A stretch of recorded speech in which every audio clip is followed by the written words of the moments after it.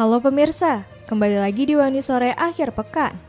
Hari ini, Wani Sore Akhir Pekan akan merangkum informasi mengenai pakar telematika Roy Suryo menanggapi terkait pernyataan Rektor Universitas Gadjah Mada atau UGM, Ova Amelia. Ova diketahui memberikan pujian kepada Presiden Republik Indonesia ke-7 Joko Widodo sebagai alumni kebanggaan UGM. Hal tersebut disampaikan Ova ketika rapat Senat terbuka dalam rangka Disnatalis ke-62 Fakultas Kehutanan UGM Yogyakarta pada Jumat 17 Oktober.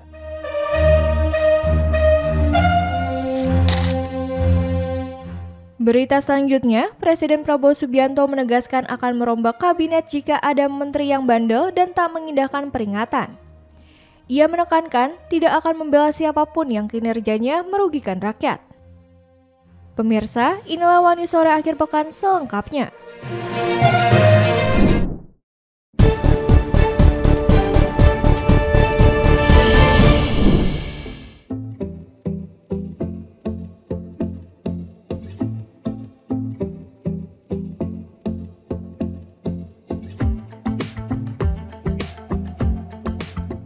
Presiden ke-7 RI Joko Widodo atau Jokowi tiba-tiba mengunjungi Universitas Gadjah Mada atau UGM Yogyakarta pada Jumat 17 Oktober 2025. Usut punya usut, Jokowi ternyata datang bukan sekedar ingin main ke UGM, namun dia diundang secara istimewa ke sana. Diketahui Jokowi merupakan salah satu alumni Fakultas Kehutanan UGM. Ayah Wakil Presiden Gibran Raka Buming Raka itu masuk kuliah di Fakultas Kehutanan UGM pada tahun 1980 dan lulus pada tahun 1985.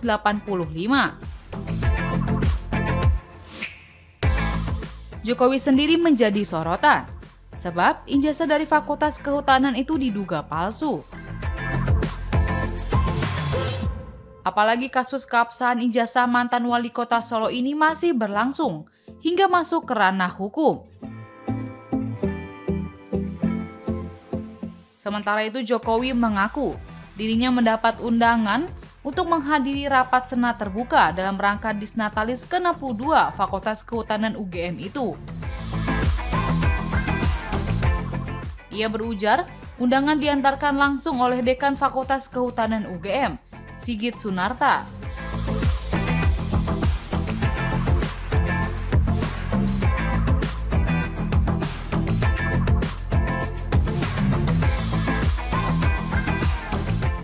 Jokowi saat menghargai undangan yang diantar langsung oleh Sigit itu, sehingga ia memutuskan untuk datang langsung di tengah kesibukannya.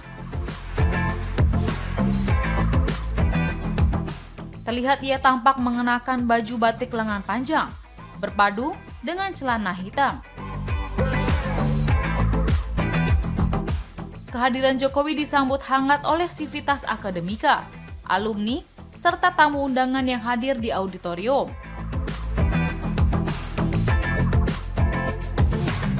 Dalam sambutannya, Rektor UGM Profesor Ova Amelia menyapa secara khusus Jokowi sebagai alumni yang membanggakan. Ova juga menyambut kehadiran Menteri Kehutanan Raja Juli Antoni, serta para undangan lain dalam rapat Senat terbuka tersebut. Acara ini merupakan bagian dari rangkaian perayaan ulang tahun Fakultas Kehutanan UGM, yang memiliki sejarah panjang dalam mencetak tokoh-tokoh penting di bidang kehutanan dan pemerintahan Indonesia.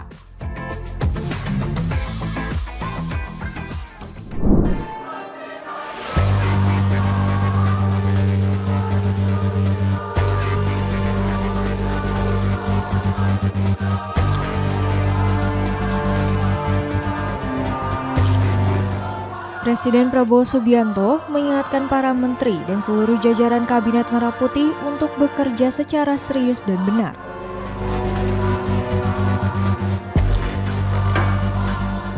Jika sudah diperingatkan namun masih mengulang, akan diganti atau reshuffle. Hal itu disampaikan Presiden Prabowo Subianto saat menghadiri sidang Senat Universitas Kebangsaan Republik Indonesia atau UKRI, Bandung, Sabtu 18 Oktober.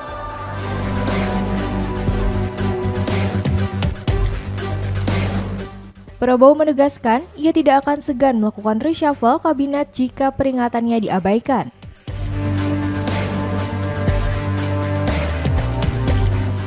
Menurut Prabowo, jika ada 1 atau 2 menteri yang dianggap nakal, ia akan memberi peringatan terlebih dahulu.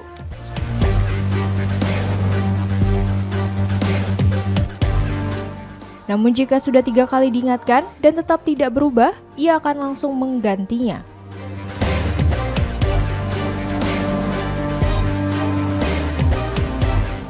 Presiden juga menegaskan dirinya tidak akan membela menteri yang kinerjanya merugikan rakyat.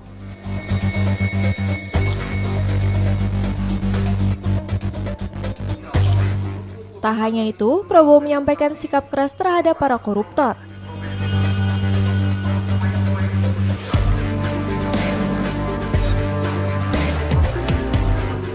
Ia mengaku tidak gentar meski harus dibenci oleh para pelaku korupsi dan kejahatan lainnya.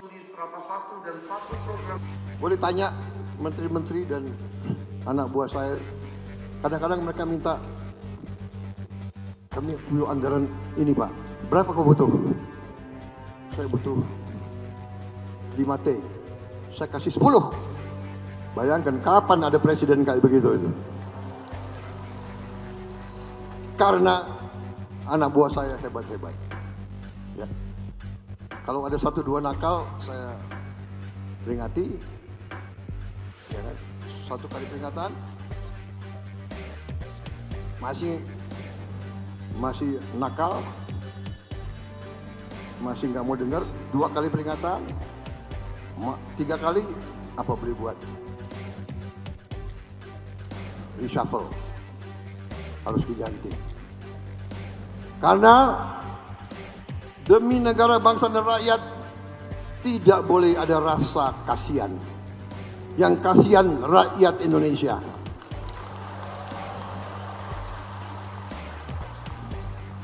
Saya nggak apa-apa dibenci, asal rakyat saya tidak benci saya. Kalau saya dibenci oleh maling-maling, koruptor, manipulator, penipu-penipu yang serakah, nggak apa-apa, nggak ada urusan. Saya dikasih peringatan, Pak, hati-hati loh Pak, mereka uangnya banyak, mereka bisa bayar demo, nggak ada urusan. Yang penting rakyat Indonesia mendukung saya tidak ragu-ragu.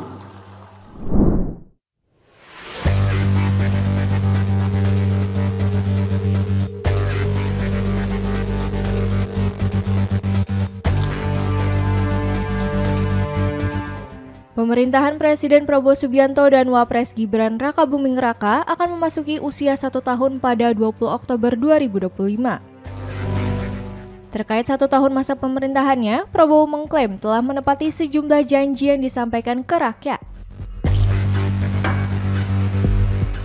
Meski begitu, Prabowo tidak merinci apa saja janji yang telah direalisasikan itu. Hal itu disampaikan Prabowo saat menghadiri wisuda Universitas Kebangsaan Republik Indonesia UKRI di Bandung Sabtu 18 Oktober. Dalam pidatonya, ia menyebut semakin percaya diri di hadapan masyarakat karena mampu membuktikan komitmennya. Hari ini hampir 1 tahun saya memimpin pemerintah Republik Indonesia setelah saya menerima mandat dari rakyat Indonesia tanggal 20 Oktober 2024, berarti kurang 2 hari ya. Besok tanggal berapa? 20 tanggal hari Senin. Hari Senin saya sudah 1 tahun memimpin.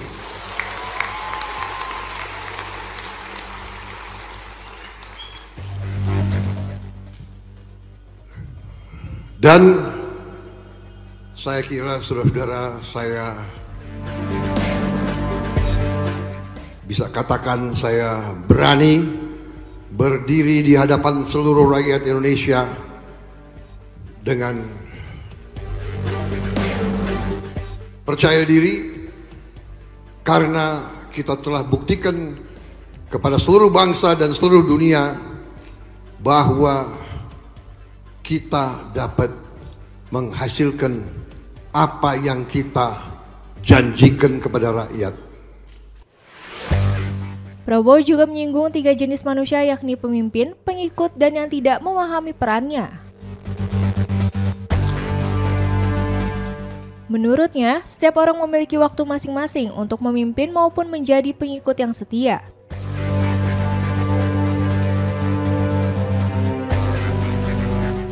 Namun, ia mengingatkan agar menjauhi kelompok yang tidak memiliki arah.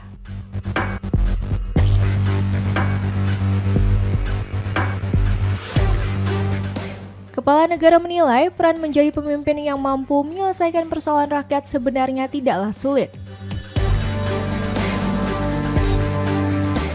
Berdasarkan pengalamannya, kepemimpinan harus dilakukan dengan akal sehat, perhitungan yang matang, berlandaskan kebenaran, serta dilandasi moral dan kepribadian yang baik.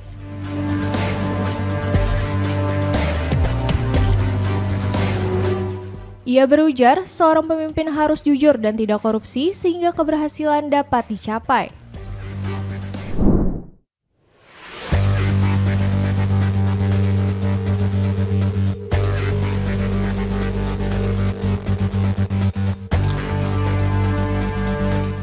Menteri Keuangan Purbaya Yudi Sadewa emosi saat mendapat laporan ada pegawai Direktorat Jenderal Bea dan Cukai atau DJBC nongkrong bergerombol di Starbucks.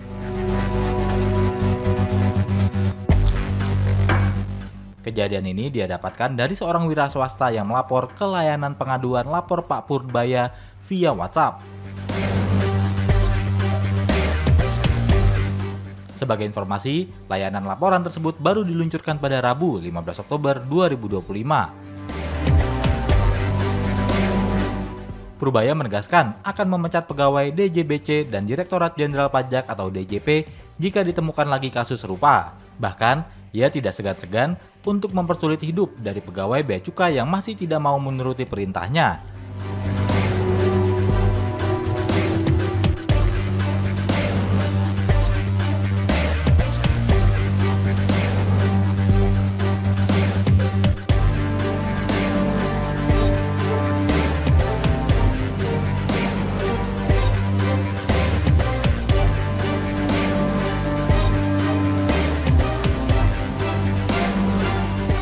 Oleh karenanya, Purbaya meminta masyarakat untuk segera melapor ke layanan Lapor Pak Purbaya jika menemukan masalah pada pelayanan DJBC dan DJP, termasuk kelakuan pegawai yang menyimpang.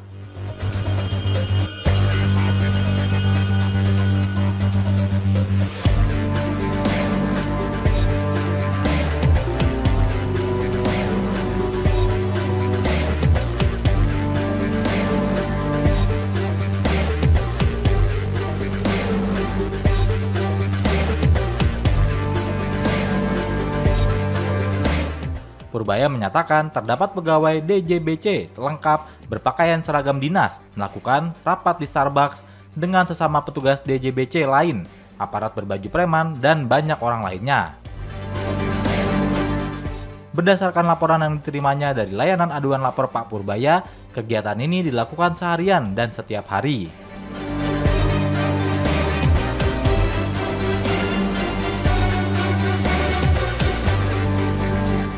Jadi saya baru tahu, walaupun kita udah menggebrak-gebrak, masih ini di bawah seperti ini. Artinya mereka nggak peduli, dianggapnya saya main-main. Bilang, hari Senin ke depan, kalau ada yang ketemu begini lagi, aku akan pecat. Walaupun katanya mecat pegawai negeri susah, saya akan pecat. Saya persulit hidupnya. Masa nongkrong di Starbucks berpakai seragam, nggak kira-kira loh. Kalau mau itu yang sopan-sopan dikit lah, paling nggak kelihatan.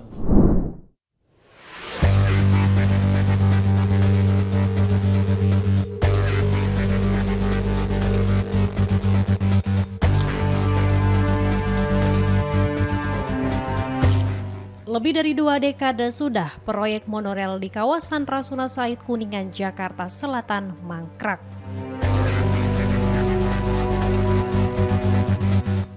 Kini, puluhan tiang monorel yang masih berdiri di sepanjang Jalan Rasuna Said Kuningan dan Jalan Asia Afrika Senayan akan segera dibongkar oleh pemerintah Provinsi DKI Jakarta.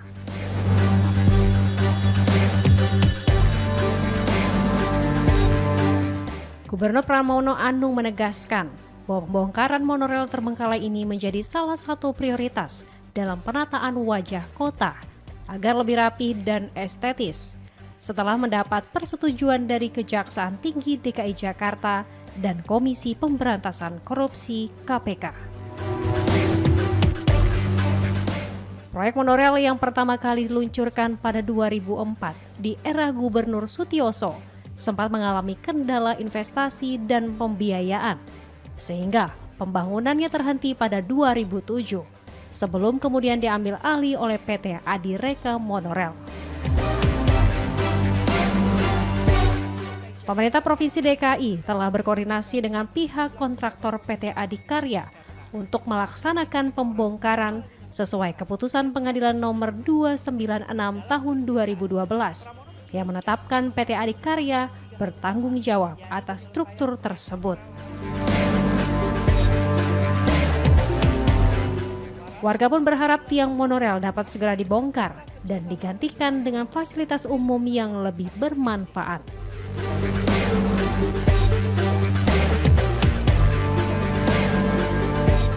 Pembongkaran ini diharapkan menjadi langkah awal untuk membangun Jakarta yang lebih tertata dan modern.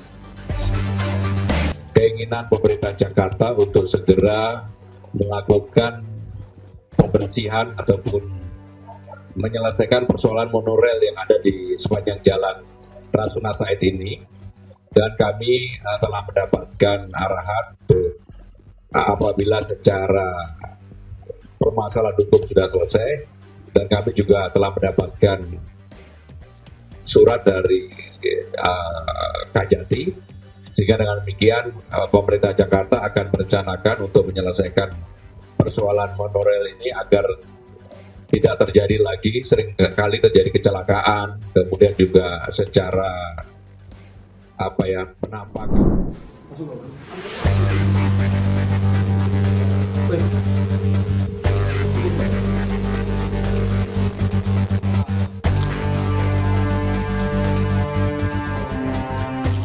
Tim gabungan Sat Samapta, Satreskrim Polrestabes Surabaya dan Polsek Wonokromo menggerebek pesta seks sesama pria di salah satu hotel kawasan Ngagel, Surabaya pada Minggu dini hari 19 Oktober.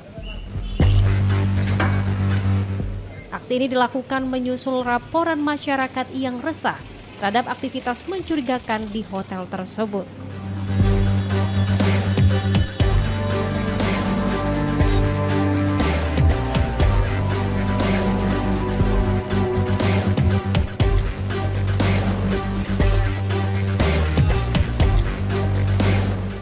Sebanyak 34 pria yang terdiri dari tamu dan penyelenggara acara diamankan dari 2 ruangan hotel.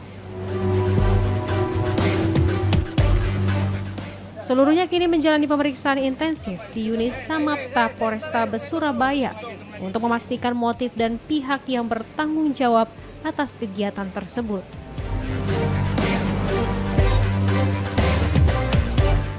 Pihak kepolisian menegaskan bahwa operasi serupa akan terus dilakukan di lokasi-lokasi yang berpotensi menjadi tempat pelanggaran hukum. Tim Samapta Polrestabes Surabaya menekankan komitmennya dalam menjaga ketertiban umum dan moralitas sosial, terutama terkait aktivitas seks menyimpang yang dapat menimbulkan kegaduhan dan keresahan di masyarakat.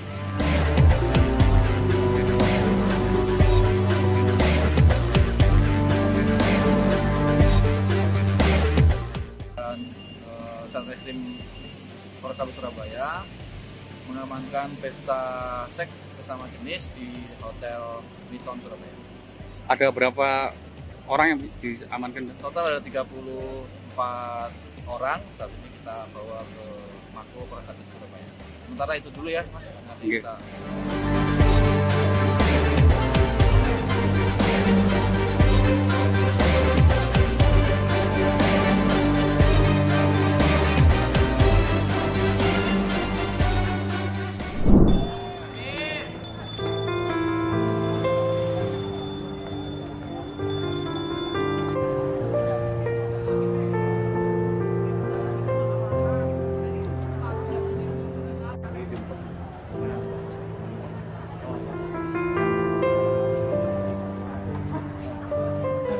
Sejumlah mahasiswa dan dosen Fakultas Ilmu Sosial dan Politik Universitas Udayana berkumpul di depan gedung fakultas untuk menunjukkan rasa duka atas kematian Timothy Anugrah Saputra, mahasiswa jurusan sosiologi yang tewas bunuh diri dengan melompat dari atas gedung FISIP tersebut. Pihak kampus sendiri menggelar upacara mencaru atau upacara pembersihan sesuai ajaran agama Hindu untuk memutus kedukaan pasca kejadian tersebut. Ketua Unit Publikasi Universitas Udayana, Dewi Paskarini, menyatakan bahwa saat korban ditemukan pada Selasa pukul 9 WITA, tidak ada saksi yang melihat secara langsung peristiwa korban melompat. Namun, sejumlah mahasiswa sempat melihat korban berada di lantai 2 gedung FISIP. Kecil kemungkinan korban terjatuh karena terpleset, sebab setiap lantai gedung memiliki tembok pembatas. Korban diketahui sebagai sosok mahasiswa berperilaku baik dan memiliki nilai akademik cukup baik, meskipun memiliki riwayat konseling kesehatan psikologis.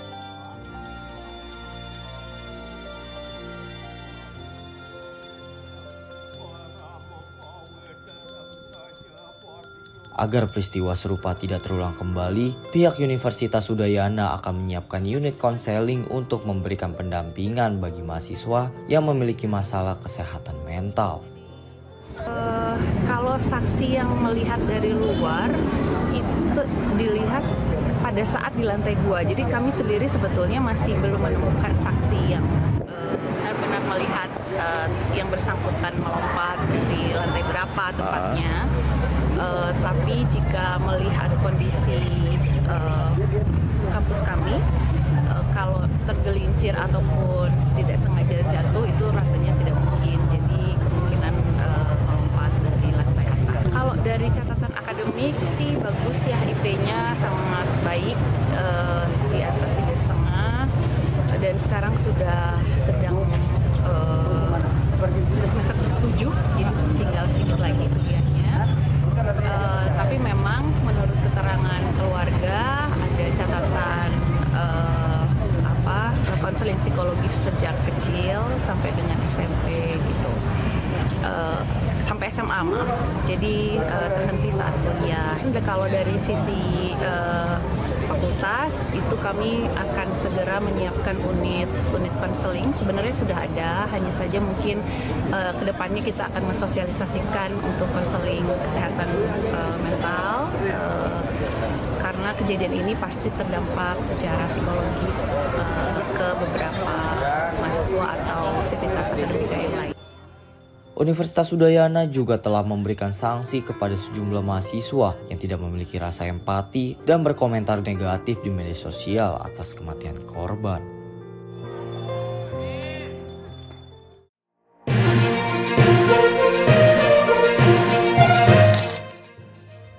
Demikian informasi yang dapat kami sampaikan pemirsa. Terima kasih telah bergabung bersama kami. Sampai jumpa di One News Sore akhir pekan berikutnya setiap pukul 7 malam hanya di kanal YouTube TV One News.com.